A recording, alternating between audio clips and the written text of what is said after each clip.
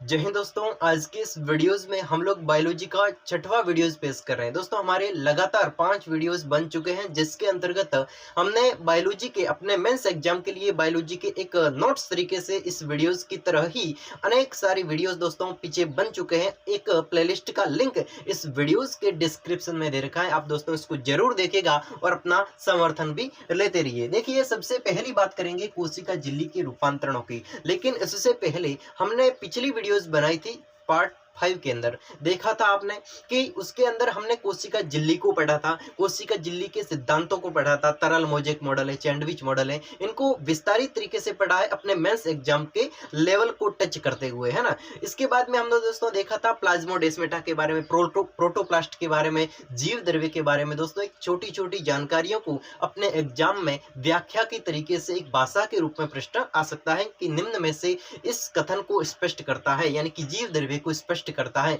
इस प्रकार से दोस्तों हमने एक लैंग्वेज को लेकर इस वीडियोस को बना है। सबसे पहली बात करेंगे आज की इस वीडियोस में कोशिका झिल्ली के रूपांतरणों की, यानी कि दोस्तों हमारी कोशिका झिल्ली होती है, जैसे कि ये कोशिका की झिल्ली है, ये कोशिका है, इसके अंदर मैटर है और इसके चारों और जो लाइन दिखाई दे रही है ये क्या है, झिल्ली है। लेकिन इस झिल्लियों के रूपांतरण होते हैं, एक अलग से रूप बन जाता है उसके कार्यों के लिए। जैसे कि मैं बात करूं, ये कोशिका झिल्ली है, ये कोशिका क्या है, झिल्ली है। अब इसको माइक्रोविलाई को पढ़िए। सबसे पहले हम माइक्रोविलाई को पढ़ते हैं कि इस कोशिका झिल्ली के रूपांतरण में माइक्रोविलाई क्या होता है। सबसे पहले कोशिका झिल्ली में अंगुलीनुमा संरचनाओं का निर्माण होता है, जिन्हें माइक्रोविलाई कहा जाता है। देखिए, कोशिका झिल्ली में, किसमें, कोशिका झिल्ली में, मान लो कि ये कोशिका झिल्ली कोशिका झिल्ली है, इसमें क्या होता है कि अंगुलीनुमा संरचनाओं का निर्माण होता है, अंगुलीनुमा संरचनाओं का, यानी कि दोस्तों इस प्रकार से संरचनाओं का निर्माण होता है,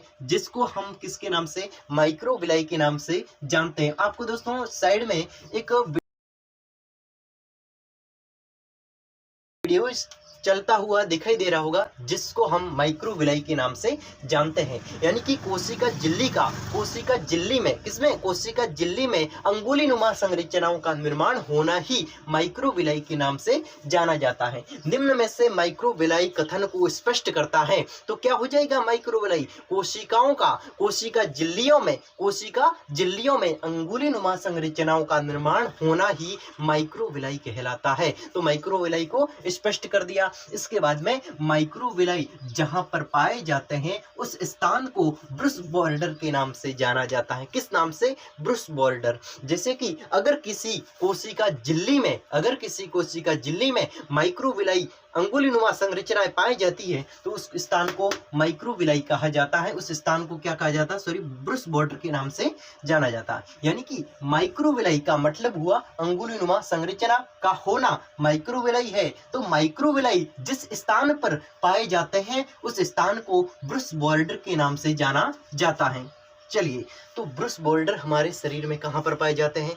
अगर हम ब्रुश बॉर्डर के बारे में पढ़ रहे हैं, तो हमारे शरीर में भी ब्रुश बॉर्डर यानी कि माइक्रोविलाई यानी कि कोशिका झिल्ली जो होती है, उसमें छोटी छोटी अंगुलीनुमा प्रवर्ध वीडियोज आपने अभी देखा होगा, तो उसमें उसको ही हम क्या कहते हैं, ब्रुश बॉर्डर के नाम से जाना जाता है। एक ब्रुश की तरह बना हुआ ब्रुश बॉर्डर के नाम से जाना जाता है। तो ये छोटी आंत में माइक्रोविलाई पाए जाते हैं। दोस्तों ये आपके सामने वीडियो चल रहा है, ये वीडियो है वो छोटी आंत का है, यानी कि छोटी आंत की जो नलियां होती, जो 6 मीटर इस प्रकार से हमारे शरीर में लंबी होती है ना, इस प्रकार से 6 मीटर लंबी होती है ना, तो वो छोटी आंत है। इस छोटी आंत की नली के अंदर माइक्रोविलाई पाई जाती है, अंगुलीनुमा संरचनाएं पाई जाती है, जिसको हम क्या कहा जाता है, इसको ब्रुश बॉर्डर के नाम से जाना जाता है। तो एकदम स्पष्ट तरीके से हमने इसको बता दिया। अब हम दोस्तों आगे बढ़ते हैं, अपनी नोट्स कॉपी में उतारे। तो चलिए, अब दोस्तों हम दूसरे पॉइंट की ओर आगे बढ़ते हैं। वो पॉइंट है हमारा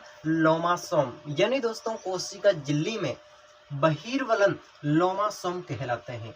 कोशिका झिल्ली में बहिर्वलन होता है, जैसे कि ये कोशिका झिल्ली है, इसमें बहिर्वलन अगर आपको दिखाई दे, बाहर की ओर वलन होना बहिर्वलन। अगर आंतरिक वलन है तो उसको कहेंगे माइक्रोविलाई। कोशिका झिल्ली में अंगुलीनुमा संरचनाओं का, यानी कि कोशिका झिल्ली है, इसके अंदर की साइड में, जैसे कि कोशिका झिल्ली रहेगी, है ना, इन दोनों की कोशिका झिल्ली के अंदर की साइड में अगर जैसे कि छोटी आंत होती है, तो छोटी आंत के अंदर की ओर छोटी आंत के अंदर की ओर क्या होते हैं, उभार होते हैं, जो अंगुलीनुमा संरचना होती है उसको कहेंगे माइक्रोविलाई ब्रूस बॉर्डर। तो इसी प्रकार से बहिर्वलन का होना लोमोसोम कहलाता है। कोशिका झिल्ली में बहिर्वलन होना क्या कहलाएगा, लोमासोम कहलाएगा। इस प्रकार से बहिर्वलन होगा।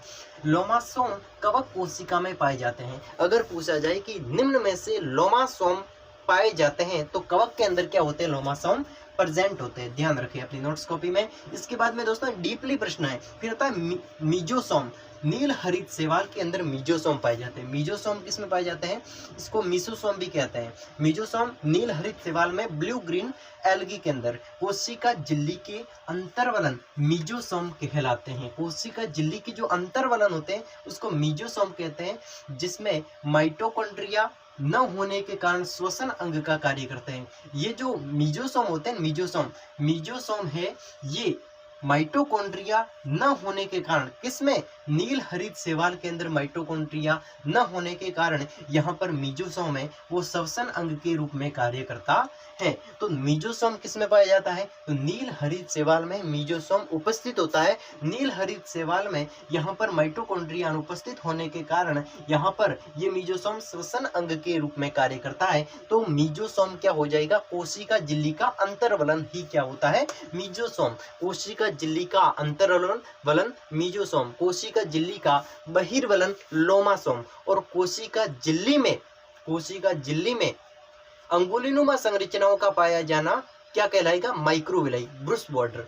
कोशिका झिल्ली में अंगुलीनुमा संरचनाओं का पाया जाना माइक्रोविलाई कहलाएगा या फिर ब्रूस बॉर्डर कहलाएगा। लेकिन कोशिका झिल्ली का अगर बहिर्वलन है उसको हम लोमासोम कहेंगे। कोशिका झिल्ली का आंतरिक वलन है तो उसको हम कहेंगे मीसोसोम के नाम से जानेंगे। समझ के पॉइंट को। बिल्कुल दोस्तों अपनी नोट्स कॉपी में इसे जरूर उतारे, मोस्ट इंपोर्टेंट करके। दोस्तों जो एग्जाम में सवाल पूछे जाते हैं वो हमारी रेगुलर कॉन्सेप्ट जो हमने पढ़ा है उसमें से नहीं, इस प्रकार से जो हमने कभी कभार पढ़ा है ना 12वीं तक, इस प्रकार के सवाल है वो बन सकते हैं। इसलिए ये 11th का सिलेबस है, 11th का कुछ एक पॉइंट है जो कि अपने मेंस एग्जाम को लेकर पूछे जा सकते हैं। तो चलिए अपनी नोट्स कॉपी में इसे नोट करें या फिर अपना स्क्रीनशॉट लें, हम लोग आगे बढ़े। दोस्तों हमने पिछले वीडियोज में कोशिका झिल्ली के बारे में कहा था कि कोशिका झिल्ली चयनात्मक पारगम्यता का कार्य करती है, यानी कि कोशिका झिल्ली है वो किसी निश्चित पदार्थ को, लाभदायक पदार्थों को ही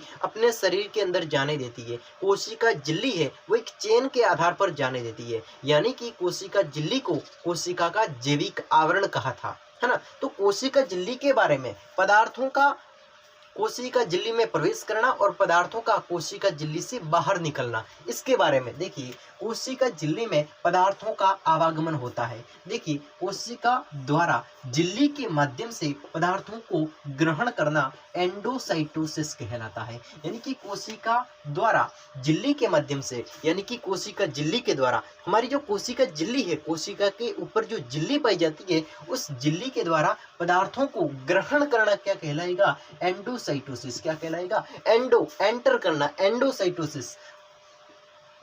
एंडोसाइटोसिस की क्रिया दो प्रकार से होती है। एंडोसाइटोसिस की क्रिया दो प्रकार से होती है। देखिए पहला है पिनोसाइटोसिस, तरल पदार्थों को ग्रहण करना, पिनोसाइटोसिस, जिसको हम पी सकते हैं। जैसे कि पानी क्या है, एक तरल पदार्थ है, तरल है इसलिए हम इसको पी सकते हैं। तो पिनोसाइटोसिस एक ट्रिक्स के रूप में कि पिनोसाइटोसिस तरल पदार्थों को ग्रहण करना, पिनोसाइटोसिस। और फेगोसाइटोसिस यानी कि ठोस पदार्थों को ग्रहण करना, फेगोसाइटोसिस। फेगो यानी कि फेंक कर, हम किसको फेंक सकते हैं, जो सॉलिड है, जो ठोस है, तो उसको हम फेंक सकते हैं। तो फेंक कर अगर कोई शरीर के अंदर प्रवेश हो जाती है तो उसको कहेंगे फेगोसाइटोसिस। ये भी ट्रिक बन गई। फेगोसाइटोसिस यानी कि ठोस पदार्थों को ग्रहण करना, और पिनोसाइटोसिस यानी कि तरल पदार्थों को पीकर ग्रहण करना। पिनोसाइटोसिस तरल पदार्थों के लिए और ठोस पदार्थों के लिए फेगोसाइटोसिस। इसके बाद में पदार्थों को शरीर से बाहर निकालना, जो भी पदार्थ है उसको कोशिका झिल्ली से बाहर निकालना। कहां से, इस कोशिका की झिल्ली से बाहर निकालना एक्सोसाइटोसिस कहलाएगा। देखिए कोशिका झिल्ली के माध्यम से पदार्थों को ग्रहण करना तो कहलाएगा एंडोसाइटोसिस, लेकिन पदार्थों को बाहर निकालना एक्सोसाइटोसिस, एक्साइट करना, है ना, एक्साइट, है ना। देखिए तो अगर पदार्थ झिल्ली से बाहर निकलना है तो एक्सोसाइटोसिस, क्या कहलाएगा, एक्सोसाइटोसिस। और पदार्थों को एंटर करवाना एंडोसाइटोसिस। समझ गए इन दोनों पॉइंट को। इसके बाद में ये हो गया हमारा। अब दोस्तों हम लोग आगे बढ़ते हैं अपने साइटोप्लाज्म की ओर, कोशिका द्रव्य की ओर। चलिए दोस्तों अपना टॉपिक शुरू करते हैं, कोशिका द्रव्य साइटोप्लाज्म। देखिए कोशिका द्रव्य का मतलब हुआ कोशिका के अंदर पाया जाने वाला द्रव्य। कोशिका के अंदर ये क्या है, पहली लाइन होती है उसको हम कोशिका की क्या कहते हैं, झिल्ली के नाम से जानते हैं। अगर दूसरी है तो उसको भित्ति कहा जाएगा, पहली है इसको क्या कहेंगे, कोशिका भित्ति, सेल मेम्ब्रेन कहेंगे। लेकिन इस कोशिका झिल्ली के अंदर पाया जाने वाला जो द्रव्य होगा उसको हम कोशिका द्रव्य कहेंगे। और सवाल है ना, यहां से लैंग्वेज को घुमा दे तो दोस्तों कंफ्यूजन हो सकता है, क्योंकि केंद्रक के चारों ओर झिल्ली के अंदर या फिर सेल मेम्ब्रेन के अंदर पाया जाने वाला द्रव्य होता है जिसमें कोशिकांग पाए जाते हैं। देखिए इस लैंग्वेज को पढ़कर आप दोस्तों समझ सकते हो कि किस प्रकार से अपन को एग्जाम में कंफ्यूज कर सकता है। देखिए केंद्रक के चारों ओर, केंद्रक कहां पर होता है, तो कोशिका के अंदर केंद्रक होता है। तो ये मान लो कि यहां पर केंद्रक है, कोशिका के अंदर केंद्रक है, तो इस केंद्रक के चारों ओर, इस केंद्रक के चारों ओर केंद्रक है बीच में, इस केंद्रक के चारों ओर झिल्ली के अंदर, यानी कि केंद्रक के तो चारों ओर है लेकिन इस झिल्ली के अंदर की टाइप है, इस झिल्ली के अंदर और केंद्रक के चारों ओर या फिर सेल मेम्ब्रेन, कोशिका झिल्ली के अंदर पाया जाने वाला, इस कोशिका झिल्ली के अंदर पाया जाने वाला द्रव्य जिसको कोशिका द्रव्य कहते हैं, और जिसमें कोशिकांग पाए जाते हैं, कोशिका के अंग पाए जाते हैं, राइबोसोम, माइटोकॉन्ड्रिया, गोल्जी काय, ये सब किस में पाए जाते हैं, कोशिका में पाए जाते हैं, यानी कि कोशिका द्रव्य में पाए जाते हैं, साइटोप्लाज्म में पाए जाते हैं। अब दोस्तों हमने एक कंफ्यूजन करने वाला आता है सवाल, जीव द्रव्य, कोशिका है, ये सेम बात है लेकिन एक बार पुनः, कोशिका है, कोशिका के अंदर केंद्रक है, कोशिका के अंदर केंद्रक है और केंद्रक के चारों ओर केंद्रक द्रव्य है। इस केंद्रक द्रव्य, इस कोशिका द्रव्य और इस केंद्रक को सम्मिलित रूप से जीव द्रव्य कहा जाता है।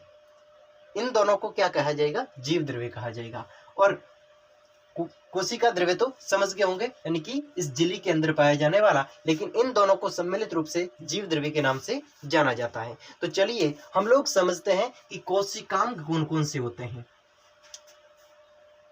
कोशिका के कोशिकांग को अब हम शुरू करते हैं अपने टॉपिक को। तो आइए दोस्तों हम लोग शुरू करते हैं कोशिका के कोशिकांग। कोशिका में उपस्थित कोशिकांग, मान लो कि ये कोशिका है, उसमें केंद्रक है और केंद्रक के चारों ओर पाया जाने वाला अंतःपरद्रवी, जालिका और माइटोकॉन्ड्रिया और साथ साथ में गोल्जी का है। इन सभी कोशिकांगों को पढ़ेंगे तो वीडियोस के एंड तक बने रहेंगे, है ना। तो सबसे पहला हमारा कोशिका के अंदर पाए जाने वाला कोशिकांग है, ऑर्गन है, यानी कि हमारे अंदर, हमारे शरीर के अंदर ऑर्गन्स होते हैं, उसी प्रकार कोशिका के भी शरीर के अंदर, कोशिका के अंदर भी क्या होते हैं, ऑर्गन्स पाए जाते हैं। सबसे पहला ऑर्गन्स है लवक, यानी कि प्लास्टिड। यह पादप कोशिकाओं में पाया जाता। सबसे पहली बात रहेगी निम्न में से पादप कोशिकाओं में पाया जाता है, या फिर निम्न में से पादप और जंतु कोशिकाओं को भिन्न करता है। यानी कि दोस्तों सवाल कैसे भी घुमाकर पूछ लेंगे तो हो जाएगा, लवक है वो केवल और केवल पादप कोशिकाओं के अंदर ही पाया जाता है। पादप कोशिकाओं में लवक प्लास्टिड पाया जाता है और इसकी खोजकर्ता कौन रहेंगे, हक्कल या फिर हिक्कल। ऑप्शंस दोनों में से एक रहेगा, हक्कल या फिर हिक्कल के द्वारा प्लास्टिड की खोज, लवक की खोज की गई। किसके द्वारा, हक्कल के द्वारा। सिम्पर नामक व्यक्ति ने 3 भागों के अंदर इस लवक को बांटा। सबसे पहला वर्णी लवक, अवर्णी लवक, वर्णी लवक और हरित लवक। अवर्णी लवक का मतलब हुआ दोस्तों ल्यूकोप्लास्ट, वर्णी लवक का मतलब हुआ क्रोमोप्लास्ट और हरित लवक का मतलब हुआ क्लोरोप्लास्ट। क्या रहेगा, क्लोरोप्लास्ट। इसको तो आप जानते हो, हरित लवक को, क्लोरोप्लास्ट को। इस वर्णी लवक यानी कि पादप के अंदर जो रंग होते हैं अलग अलग प्रकार के, तो वो होते हैं क्रोमोप्लास्ट के कारण, वर्णी लवक के कारण। इंग्लिश को याद करना जरूरी है, ये सवाल है वो इंग्लिश में पूछ लिया जाता है, वर्णी अवर्णी ये नहीं पूछते हैं। तो देखिए ल्यूकोप्लास्ट का मतलब हुआ वर्णी लवक और अवर्णी लवक। ल्यूकोप्लास्ट अवर्णी लवक, क्रोमोप्लास्ट वर्णी लवक और क्लोरोप्लास्ट हरित लवक रहेगा। हरित लवक है वो पादप के अंदर पाया जाता है, प्रकाश संश्लेषण का कार्य करता है। वर्णी लवक पादपों के अंदर विभिन्न प्रकार के रंग बिरंगे कलर होना। फिर रहता अवर्णी लवक यानी कि वसा और प्रोटीन का निर्माण हो जाता है अंधेरे के अंदर, तो हो जाएगा अवर्णी लवक के कारण। तो चलिए हम लोग इस टॉपिक को शुरू करते हैं, ल्यूकोप्लास्ट, क्रोमोप्लास्ट और क्लोरोप्लास्ट को। तो आप समझ गए होंगे इस लवक को, छोटी सी बात थी। इसके बाद में हम शुरू करते हैं लवकों के प्रकार को। तो चलिए दोस्तों, अभी हमने बात की लवक के बारे में, प्लास्टिड यानी कि दोस्तों प्लास्टिड की खोज किसके द्वारा की गई, तो हक्कल या फिर हिक्कल के द्वारा प्लास्टिड की खोज की गई। प्लास्टिड है ये केवल और केवल पादप कोशिका में पाए जाते हैं। अब प्लास्टिड के बारे में एक व्यक्ति आया, सिम्पर नामक व्यक्ति ने प्लास्टिड को 3 भागों में विभाजित किया। सबसे पहला अवर्णी लवक, वर्णी लवक और हरित लवक यानी कि ल्यूकोप्लास्ट, क्रोमोप्लास्ट और क्लोरोप्लास्ट, इन 3 भागों में विभाजित किया। सबसे पहला पार्ट आता है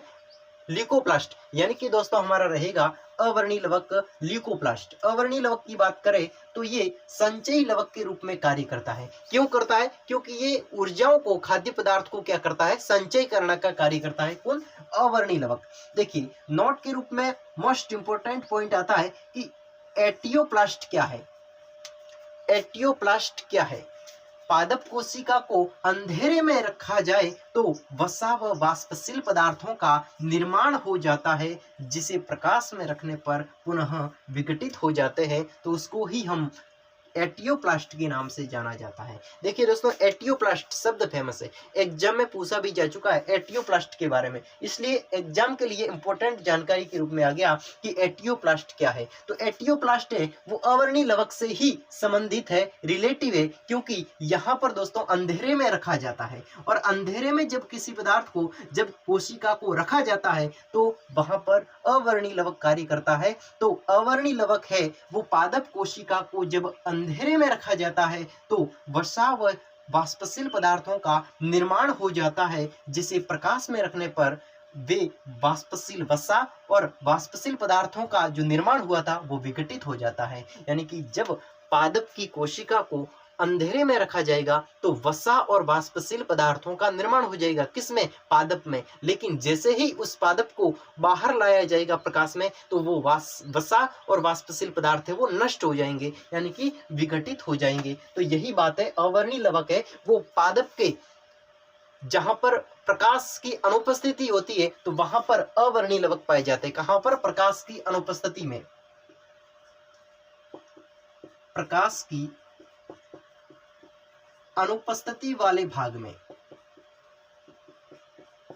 कौन पाए जाते हैं, ये अवर्णी लवक पाए जाते हैं। अवर्णी लवकों को संचयी लवक के नाम से भी जाना जाता है, क्योंकि ये पदार्थों का संचय करने का कार्य करता है, स्टोरेज करने का कार्य करता है। तो यही क्या है, अवर्णी लवक अप्रकाशिक लवक के रूप में कार्य करेगा। अप्रकाशिक यानी कि प्रकाश की अनुपस्थिति में कार्य करता है, तो कौन सा लवक हो जाएगा, अवर्णी लवक प्रकाश की अनुपस्थिति में कार्य करेगा। इसके बाद में संचयी लवक हो गया। इसके बाद में प्रकाश की अनुपस्थिति वाले भाग में जैसे कि जड़े वगैरह, इसमें कौन सा होगा, अवर्णी लवक।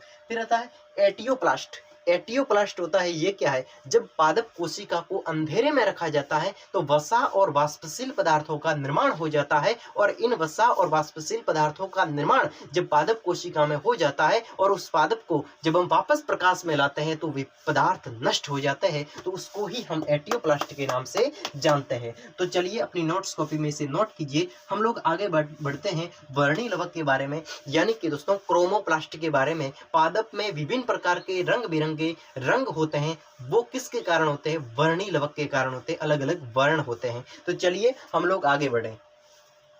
अब दोस्तों हमारा वर्णक के रूप में अगला टॉपिक रहेगा वर्णी लवक। सबसे पहले पढ़ा अवर्णी लवक, अप्रकाशिक लवक होता है। इसके बाद में वर्णी लवक। वर्णी लवक यानी कि क्रोमोप्लास्ट, वो था ल्यूकोप्लास्ट, यह है क्रोमोप्लास्ट। पादप कोशिकाओं में विभिन्न प्रकार के वर्णक होते हैं जो अलग अलग रंग के लिए उत्तरदायी होते हैं। पादप के अंदर अलग अलग आपको रंग दिखाई दिए होंगे, पादपों के अलग अलग रंग, फूल फल है ना, तो इसमें रंग का कारण क्या है, इसका कारण है वर्णी लवक। जैसे कि गाजर का लाल रंग हो गया, पत्तियों का पीला रंग हो गया, इसी प्रकार से आपको दिखेगा टमाटर का लाल रंग हो गया। तो ये क्या है, इस रंगों का कारण क्या है, वर्णक का होना। अब वर्णकों के भी नाम है, जैसे कि बात करें टमाटर का जो लाल रंग होता है वो होता है लाइकोप्रोटीन के कारण, और साथ ही साथ में पत्तियों का पीला पड़ना, पत्तियों का पीला रंग होता है वो जेंथोफिल की कमी के कारण है ना, तो जेंथोफिल वर्णक के कारण पत्तियों का पीला रंग हो जाता है। इसके बाद में गाजर का जो रंग होता है ना, गाजर का रंग ये होता है कैरोटीन के कारण। किसके कारण होता है, गाजर का रंग है वो कैरोटीन के कारण होता है। कैरोटीन क्या है, एक वर्णक है। फिर चुकंदर का रंग है वो बीटर वर्जिन के कारण होता है। किसके कारण, बीटर वर्जिन के कारण चुकंदर का एक रंग होता है, ये वर्णी लवकों के अंदर। अब दोस्तों इसके बारे में और अधिक वर्णक बताए गए हैं, जिसको मैं टेलीग्राम जो लिंक दे रखा है इसके अंदर, टेलीग्राम में अपने इसी प्लेटफॉर्म के नाम पर एक टेलीग्राम है, वीडियोस के डिस्क्रिप्शन में लिंक मिलेगा, जहां पर आपको ये जानकारी इसके बारे में और अधिक मिल जाएगी। ताकि क्या है, अभी बनाएंगे इसको तो और अधिक वीडियोस लंबा हो जाएगा, इसलिए आप केवल पढ़ना ही रहेगा, उसको अपनी नोट्स कॉपी में उतारना। तो चलिए, हम वर्णी लवक को समझ चुके हैं कि पादपों के अंदर विभिन्न प्रकार के रंग होते हैं, वो वर्णी लवकों के कारण होते हैं, और उस लवकों के नाम भी हमने पढ़ लिए। अब दोस्तों हम बात करते हैं हरित लवक के बारे में, जो कि क्या होता है, प्रकाश संश्लेषण करने का कार्य करता है। किसमें, पादपों के अंदर। तो चलिए हम लोग क्लोरोप्लास्ट को पढ़ते हैं। अब दोस्तों हमारे प्लास्टिक टॉपिक का तीसरा पॉइंट आता है हरित लवक के बारे में। सबसे पहले अवर्णी लवक को पढ़ा, ल्यूकोप्लास्ट को पढ़ा। दूसरे नंबर पर हमने क्रोमोप्लास्ट यानी कि वर्णी लवक को पढ़ा। अब हम दोस्तों क्लोरोप्लास्ट यानी कि हरित लवक को पढ़ रहे हैं। हरित लवक किसमें पाया जाता है, पादपों में पाया जाता है, पादप के हरे भागों में पाया जाता है। कौन से भागों में, हरे भागों में। जैसे कि पादप की अगर डाली हरी दिखाई दे रही है, उसका कारण क्या है, हरित लवक। अगर पादप की पत्ती है वो हरी दिखाई दे रही है, तो उसका कारण क्या है, हरित लवक। अगर पादप की पत्ती पीली दिखाई दे रही है, पीले कलर की दिखाई दे रही है, तो उसका क्या कारण है, उसका जेंथोफिल वर्णक के कारण वो पीला पड़ चुका है। अब देखिए इसके बारे में हम बात करें, हरित लवक प्रकाश संश्लेषण की क्रिया द्वारा भोजन बनाता है। किसकी क्रिया, प्रकाश संश्लेषण की क्रिया के द्वारा हरित लवक है वो भोजन का निर्माण करता है। इसीलिए पादप के अंदर भोजन का निर्माण कौन करेगा, हरित लवक करेगा। तो पादप के अंदर भोजन का निर्माण जहां पर होता है उसको रसोई घर कहेंगे। तो हम पादप की रसोई घर किसको कहेंगे, हरित लवक या फिर क्लोरोप्लास्ट को पादप का रसोई घर कहा जाता है। पादप का रसोई घर किसको कहेंगे, हरित लवक को कहा जाता है। क्यों कहा जाता है, क्योंकि हरित लवक में भोजन का निर्माण होता है, यहीं पर क्या करता है, भोजन बनता है। इसके बाद में हरित लवकों की विभिन्नता सर्वाधिक शैवालों में पाई जाती है। हरित लवकों की जो विभिन्नता है, जैसे कि अलग अलग प्रकार के हरित लवकों का होना, क्लोरोप्लास्ट का होना, जैसे कि यू शेप का हो गया, इसके बाद में स्टार शेप का हरित लवक हो गया। यानी कि क्लोरोप्लास्ट वो अलग अलग आकार के होते हैं। तो ये आकार अलग अलग किसमें ज्यादातर होते हैं, तो शैवालों में हरित लवक के आकार है वो अलग अलग होते हैं। तो सर्वाधिक विभिन्नता वाले, अलग अलग विभिन्नता वाले हरित लवक किसमें पाए जाते हैं, तो शैवालों में पाए जाते हैं। समझ गए दोस्तों, इसको अपनी नोट्स कॉपी में उतारें। हम